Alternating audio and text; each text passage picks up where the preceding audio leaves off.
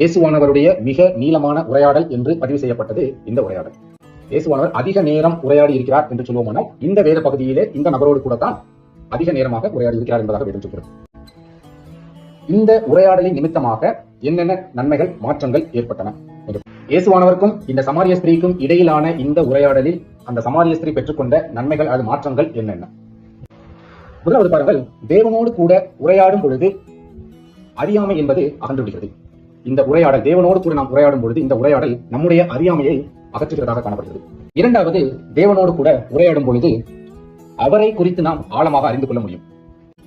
மூன்றாவது ஒரு காரியம், தேவனோடு கூட உரையாடி கொண்டே இருந்தால் என்ன நடக்கும்? தரிசனங்கள் கிடைக்கும். தேவனோடு கூட தொடர்ந்து உரையாடி கொண்டே இருந்தால் நம்மை அவருக்கு சாட்சியாக மாற்றுவார்.